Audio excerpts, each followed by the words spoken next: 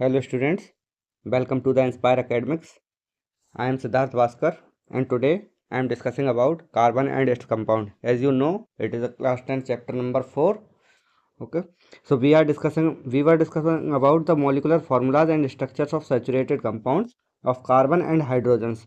So we already completed it in the previous class and we was discussing about that bond line notation. Okay, तो आप लोगों को याद होगा bond line notation होता क्या है. तो बॉन्ड लाइन नोटेशन बेसिकली हम लोगों ने देखा था कि होता क्या है. सबसे पहले मैं लिख देता हूँ थोड़ा सा जिससे कि रिमेंबर थोड़ा सा मेमोरी में क्लिक हो जाए आपको. Bond line notation. ओके, तो हमारे पास क्या होता है कि जैसे हमें कोई भी मॉलिक्यूल दिया हुआ है, कोई भी ऑर्गेनिक सब्सटेंस, कोई भी ऑर्गेनिक मॉलिक्यूल दिया हुआ है, तो उसको हम कैसे रिप्रेजेंट करेंगे. हमारे पास रिप्रेजेंट करने के अलग अलग टाइप हो सकते हैं. तो उसमें से ही एक टाइप है बॉन्ड लाइन नोटेशन. ओके, तो उसमें से हमने देखा था कि सिंगल बॉन्ड को हम कैसे नोटेट कर सकते हैं बॉन्ड लाइन नोटेशन के थ्रू. तो इसमें हमने बोला था कि एक बॉन्ड से, सिंगल बॉन्ड से इस टाइप से नोटेशन में रख सकते हैं. अगर हम देखें डबल बॉन्ड में कैसे नोटेशन में रख सकते हैं, तो इस टाइप से हम लोग दिखा सकते हैं. एंड ट्रिपल बॉन्ड में यानी कि इस टाइप से भी हम दिखा सकते हैं ट्रिपल बॉन्ड. ओके, तो ये हमारे पास तीन बॉन्ड्स होते हैं जो कि तीनों बॉन्ड्स अलग अलग टाइप से हम नोटेशन में दिखा सकते हैं. अब सबसे पहले इसका समझिए कि हम लोग एक एग्जांपल से देखते हैं कि कैसे हम लोग दिखाएंगे इसको. ओके, तो देख लेते हैं. एक मैं स्ट्रक्चर बना रहा हूँ यहाँ पे जिसमें कि आप लोगों को और अच्छे से समझ में आए. ओके,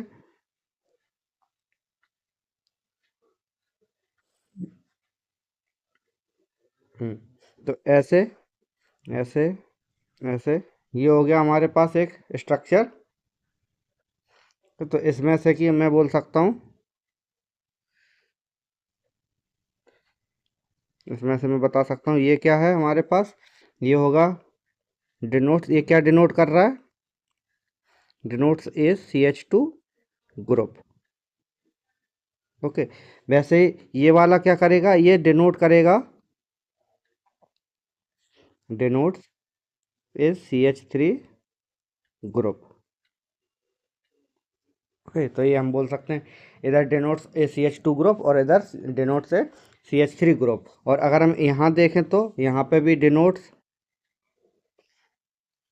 ए CH2 ग्रुप और यहाँ पे डिनोट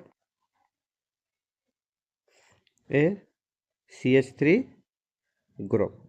ओके, तो हम लोगों ने ये लास्ट क्लास में पढ़ा था बट इतनी डिटेल में नहीं पढ़ा था. तो ये हम बोल सकते हैं कि जैसे ये बॉन्ड है, अगर हम इसको ही और थोड़ा सा देखें तो थोड़ा सा मतलब कि थोड़ा एलेबरेट करके देखें तो हम इस टाइप से भी तो बना सकते हैं. कोई कंपाउंड ऐसे भी तो हो सकता है. जैसे सपोज करो कि ये है. अब इसमें कोई डबल बॉन्ड अगर दिया हुआ हो, जैसे यहाँ पे बीच में कोई डबल बॉन्ड दिया है, तो ये हो जाएगा हमारे पास, ये तो सेम रहेगा CH3 ग्रुप. ओके, मतलब कि ये कॉर्नर्स वाले जो हैं वो CH3 ग्रुप में ही बोलेंगे इनको. बट ये क्या हो जाएंगे, यहाँ पे कार्बन एक हो जाएगा और हाइड्रोजन एक, यानी कि हम बोलेंगे इसको क्या, CH ग्रुप. यानी कि ऐसे हमने क्या किया, एक डबल मतलब एक बॉन्ड बढ़ा दिया, इंक्रीज कर दिया. इसका एक बॉन्ड बढ़ाने के बाद हम बोल सकते हैं कि यहाँ पे हमने क्या कर दिया, इसके साथ में एक हाइड्रोजन को कम कर दिया. जब एक हाइड्रोजन कम यहाँ से किया तो यहाँ पे भी एक हाइड्रोजन हमने कम किया है, तो CH ग्रुप यहाँ पे भी होगा. तो इस टाइप से हम डिफरेंट डिफरेंट सिनेरियोज में डिफरेंट डिफरेंट टाइप से समझ सकते हैं कि बॉन्ड लाइन नोटेशन से हमें किसी भी मॉलिक्यूल को कैसे शो करवाना है या किसे कैसे रिप्रेजेंट करवाना है. तो बॉन्ड लाइन नोटेशन बेसिकली क्या है, हमारे पास एक जो ऑर्गेनिक मॉलिक्यूल्स हैं या कार्बनिक, हम बोल सकते हैं कार्बन वाले जो कंपाउंड्स हैं, उनको नोटेट करना या फिर रिप्रेजेंट करने के लिए एक टेक्निक है. वो हम बोल सकते हैं क्या, कि इस टेक्निक से हम लोग अलग अलग टाइप से अलग अलग डिफरेंट डिफरेंट मॉलिक्यूल्स को एक सिंपल वे में लिख सकते हैं और रिप्रेजेंट कर सकते हैं. अब इसके बाद कुछ एग्जांपल्स और ले लेते हैं. कुछ एग्जांपल्स हमने लास्ट क्लास में लिए थे, उसके अलावा भी हम कुछ एग्जांपल्स ले सकते हैं. फॉर एग्जांपल हम देखते हैं क्या, हमारे पास है बेंजीन. ओके, तो बेंजीन है. तो बेंजीन हमारे पास क्या है, इस टाइप से हम नोटेट करते हैं बेंजीन को. याद होगा आप लोगों को, ये तो सब सब लोगों ने पढ़ा होगा. तो बेंजीन को हम लोग इस टाइप से नोटेट करते हैं. ओके, और इसके अलावा हम अगर और भी देखें, बहुत सारे मॉलिक्यूल होते हैं, जैसे टॉलुइन हो गया या फिर एनिलीन हो गया. तो टॉलुइन को हम लिख लेते हैं यहाँ पर, टॉलुइन. तो टॉलुइन को हम इस टाइप से रिप्रेजेंट कर सकते हैं। यहाँ पे लास्ट में ऊपर CH3 ऐड कर देते हैं, बस टॉलुइन हो गया। तो ये बॉन्ड लाइन नोटेशन है, बट हम लोग इसके साथ साथ हमने क्या किया है, यहाँ पे CH3 ग्रुप भी दिखा दिया है। ओके, रिप्रेजेंट कर दिया इसमें। बट ये आता है, ये इतना स्ट्रक्चर जो है हमारे पास, हम बोल सकते हैं ये स्ट्रक्चर बॉन्ड लाइन नोटेशन के अंदर ही आएगा। ओके, तो हम इस टाइप से बोल सकते हैं। अब इसके बाद हम कुछ नए एग्जाम्पल्स की तरफ चलते हैं, और या फिर हम और देखते हैं कुछ मॉलिक्यूल्स,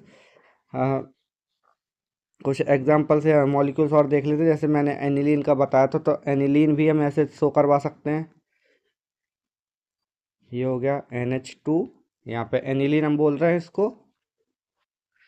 ओके, तो ये हमारे पास कुछ और एग्जाम्पल्स हो गए जो कि बॉन्ड लाइन नोटेशन के लिए हेल्पफुल है, या फिर बॉन्ड लाइन नोटेशन से हम इसको समझ सकते हैं। अब इसके बाद आते हैं जैसे साइक्लिक कंपाउंड्स क्या होंगे।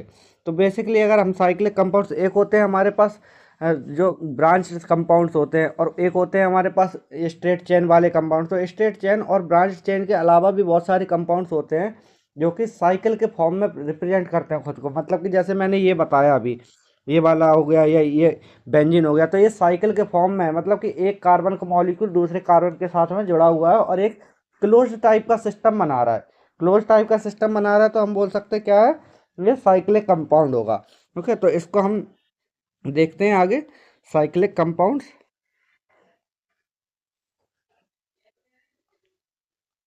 साइक्लिक कंपाउंड्स, ओके, तो साइक्लिक कंपाउंड्स क्या होंगे हमारे पास, देखते हैं।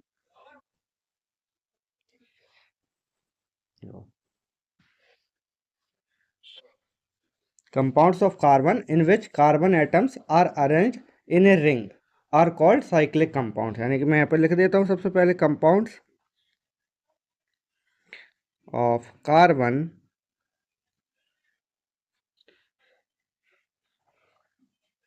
in which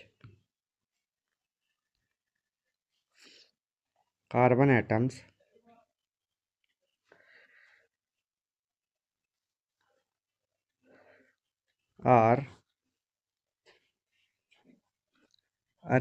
arranged in a ring are called cyclic compounds। Okay, तो साइक्लिक कंपाउंड्स हो गई, ये डेफिनेशन हो गई। अब इसके बाद हम देखते हैं और कुछ एग्जांपल्स, और इसके एग्जांपल्स भी देख लेंगे, और ये कैसे फॉर्म हो रहा है वो भी देख लेंगे। ओके, तो इसके हम सबसे पहले टाइप्स देखते हैं। तो टाइप्स में क्या होगा, सबसे पहले आता है सैचुरेटेड साइक्लिक कार्बन कंपाउंड्स। तो ये सबसे पहले होगा saturated saturated cyclic carbon compounds. Okay, saturated cyclic carbon compounds होगा हमारे पास। तो ये क्या होंगे, बेसिकली हमने लास्ट क्लास में पढ़ा था। तो सैचुरेशन का मतलब क्या होता है कि एक ऐसे जो मॉलिक्यूल्स होते हैं या फिर ऐसे कंपाउंड्स होते हैं जिनमें कि डबल बॉन्ड या ट्रिपल बॉन्ड कोई भी प्रेजेंट नहीं होता है। ओके, तो हम बोल सकते हैं क्या, कि एक सिंगल बॉन्ड से मिलके बनाया हुआ कंपाउंड जो कि साइक्लिक स्ट्रक्चर बना रहा हो। ठीक है, जो कि साइक्लिक स्ट्रक्चर बना रहा हो उसको हम क्या बोलेंगे, सैचुरेटेड साइक्लिक कार्बन कंपाउंड्स। इसमें ओनली सिंगल बॉन्ड प्रेजेंट होगा। ऑल्सो, ये क्या बुलाएंगे हम इसको, also called as cycloalkanes. Okay, also called as cycloalkanes. Okay, इसके एग्जांपल्स ले लेते हैं हम। ये हो गया कार्बन, ये carbon carbon carbon carbon and carbon, यहाँ पे हम बॉन्ड लगा देते हैं इसके बीच में। तो ये हो गया हमारे पास। अब इसके पास हाइड्रोजन्स को भी तो शो करना है हमें। तो हाइड्रोजन्स, सभी कार्बन्स के पास दो दो हाइड्रोजन्स होंगे।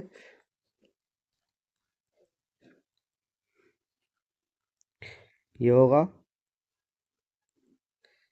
ओके, तो ये हमारे पास क्या, साइक्लो हेक्सेन। ये हम इसको ऐसे बोल सकते हैं, साइक्लो हेक्सेन है ये, साइक्लो हेक्सेन। ओके, इसके अलावा और भी एग्जाम्पल्स हैं कई सारे, वो भी देख लेते हैं। तो सी, ये भी है,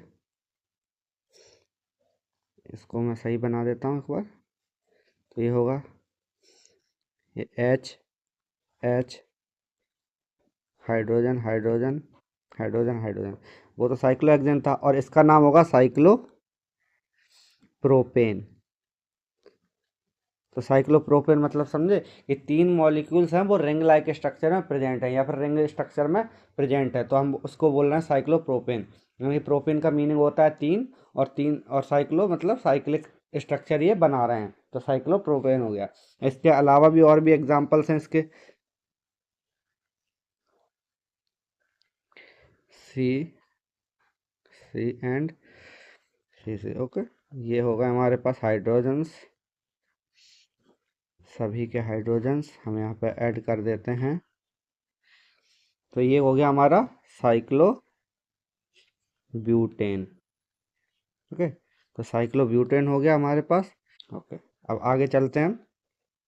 इसके बाद है सेकंड नंबर के, जो हमने देखे थे अभी, कि साइक्लिक सैचुरेटेड साइक्लिक कार्बनिक कंपाउंड्स तो हो गए हमारे। अब आते हैं अनसैचुरेटेड साइक्लिक कंपाउंड्स। तो अनसैचुरेशन का मतलब होता है कि डबल बॉन्ड या फिर ट्रिपल बॉन्ड प्रेजेंट होना। अब साइक्लिक है तो साइक्लिक यानी कि रिंग में प्रेजेंट होंगे ये कंपाउंड्स। तो हम लोग देखते हैं इसको आगे कि क्या है। बेसिकली सेकंड टाइप के कौन से हैं? Unsaturated,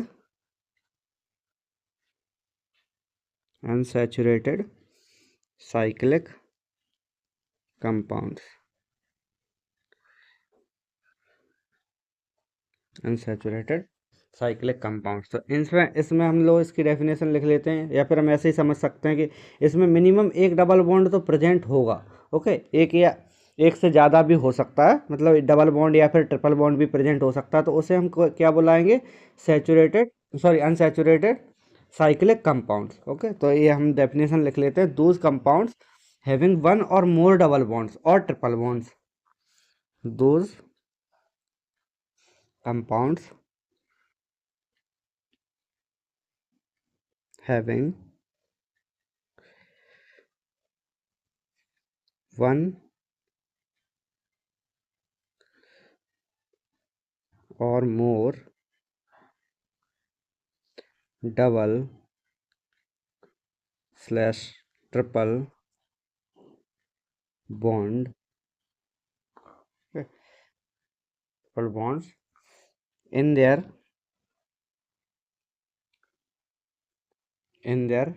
ring structure,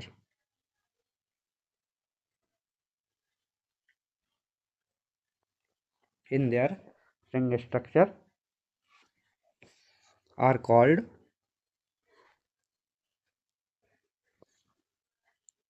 as unsaturated cyclic compounds। तो ये हम समझ सकते हैं अनसैचुरेटेड या फिर सैचुरेटेड साइक्लिक कंपाउंड्स क्या होंगे, इस टाइप से हम देख सकते हैं। इसके अलावा हम इसके एग्जांपल्स देख लेते हैं, या फिर पहले इसके एग्जांपल्स में जैसे सबसे पहले हम देखते हैं बेंजीन। तो बेंजीन का स्ट्रक्चर तो सबको याद ही होगा कि कैसा होता है, हमने मल्टीपल टाइम्स ऑलरेडी बना चुके हैं हम इसका स्ट्रक्चर। ये इस टाइप से स्ट्रक्चर इसका बनता है। ओके, अब इसके बाद हम देख लेते हैं इसका क्लासिफिकेशन। अब क्लासिफिकेशन में जैसे हम देखते हैं एरोमेटिक कंपाउंड्स होते हैं, कुछ एलिसाइक्लिक होते हैं, मतलब कि एरोमेटिक होते हैं, उन्हें हम बोल सकते हैं बहुत ज़्यादा स्टेबल ऐसे कंपाउंड्स होते हैं, और ये हम बोलते हैं हकल रूल को भी फॉलो कर लेते हैं। ठीक है, तो हम देखते हैं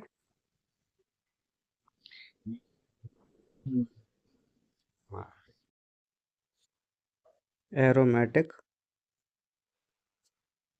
कंपाउंड्स। तो बेसिकली एरोमेटिक कंपाउंड्स कौन से होंगे, आइए समझते हैं। Compounds which contains which contains one or more isolated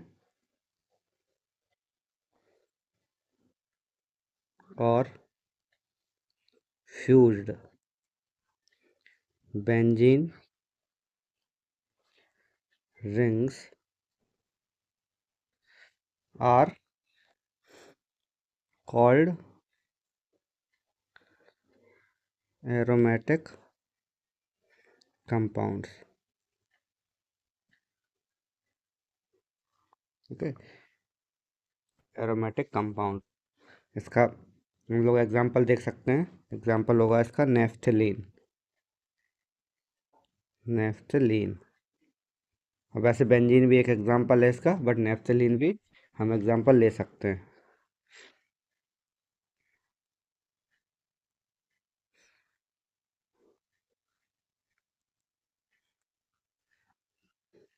ये क्या है हमारे पास, naphthalene.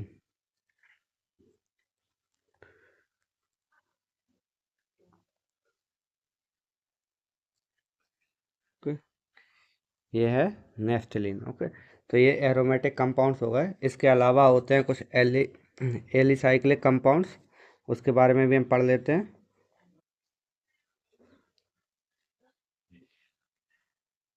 Alicyclic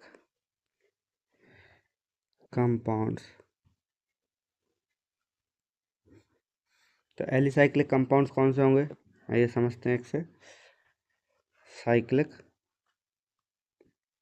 compounds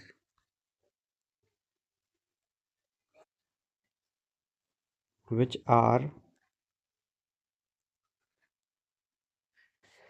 not aromatic are called alicyclic compounds.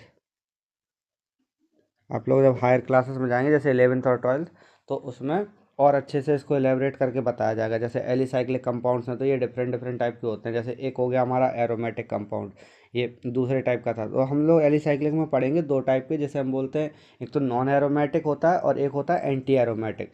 तो इसको हम लोग अच्छे से नेक्स्ट क्लास में, जब आप लोग 11th में या 12th में जब पढ़ेंगे ऑर्गेनिक केमिस्ट्री या फिर जनरल ऑर्गेनिक केमिस्ट्री, तो उसमें बहुत अच्छे से एक्सप्लेन किया जाएगा। अभी आपके सिलेबस में थोड़ा सा ही है, तो हम लोग उसको समझ लेते हैं। अब इसके एग्जांपल्स होंगे, जैसे साइक्लोप्रोपेन, एग्जांपल साइक्लोप्रोपेन। ओके, इसके अलावा cyclohexane. Okay, cyclohexane etcetera. So I hope आपको यहाँ तक समझ में आया होगा। इसके बाद हम नेक्स्ट क्लास में करेंगे। सो लाइक करना वीडियो को, सब्सक्राइब करना चैनल को। Thanks for watching. मिलते हैं नेक्स्ट क्लास में।